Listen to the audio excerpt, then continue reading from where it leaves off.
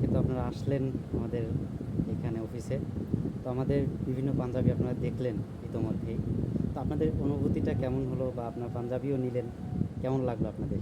আসসালামু জি। আলাইকুম রহমতুল্লাহ।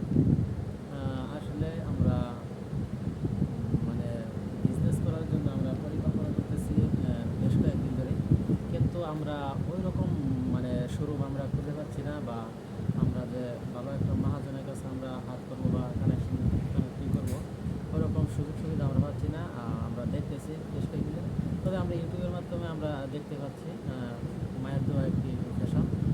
তো আমরা লোকেশন দেখলাম মিরপুর পলাশনগর নাকি বলে এই জায়গা পলাশনগরে আমরা হ্যাঁ এখানে আসলাম। আসার পর দেখলাম এই যে মৌলানা তরিকুল ইসলাম ভাই উনি আছেন।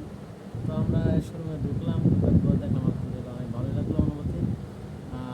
আলহামদুলিল্লাহ আমরা দেখলাম অনেক কাপড়ই দেখলাম। আমরা যেহেতু শুরু করবো তার জন্য আমরা সব আমরা দেখলাম, দেখার পর আলহামদুলিল্লাহ ভালো লাগছে। এখন আমরা সিম্পল হিসাবে কয়েকটা নিয়ে যাচ্ছি। আমরা দেখি মানুষকে এই একটা আমরা দেবো আর কি, যদি আমরা দেখি মানুষের কাছে সারা পাই ইনশাআল্লাহ অবশ্যই আসবো আপনাদের কাছে।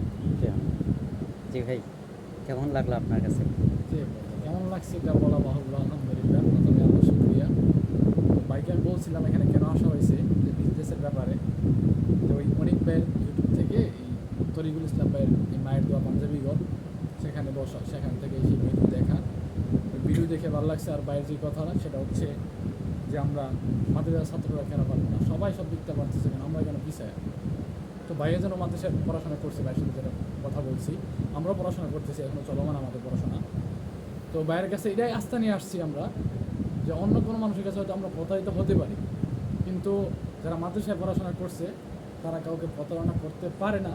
আসলে যারা অ্যাকচুয়ালি মাদ্রাসায় পড়ছে আল্লাহর ভয় ভিতরে আছে, সেই বিদায় আমার বিশ্বাস, যেহেতু ভাই দ্বারা কমপ্লিট করেছেন, বিভিন্ন হাদিস পড়ছেন, ব্যবসা নিয়ে হাদিস পড়ছেন, আল্লাহকে কীভাবে ভয় করতে হবে সেটা নিয়ে হাদিস পড়ছেন, সেই ভরসা করি বাইরের কাছে আসা। অন্তত ভালো লাগছে আলহামদুলিল্লাহ।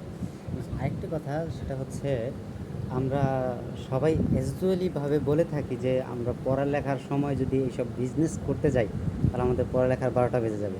এটা কতটুকু সত্য?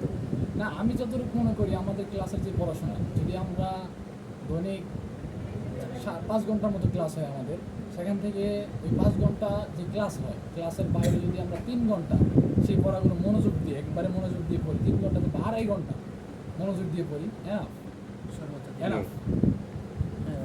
মাশাআল্লাহ। তো আমরা এটাই আজকে বুঝতে পারলাম যে পড়ালেখার পাশাপাশি বিজনেসও সম্ভব যদি সে ইচ্ছা করে। হ্যাঁ পসিবল। জি ভাইয়ের ইন্সপিরেশন? আলহামদুলিল্লাহ ভালো, অনেক ভালো। আমরা নতুন শুরু করতে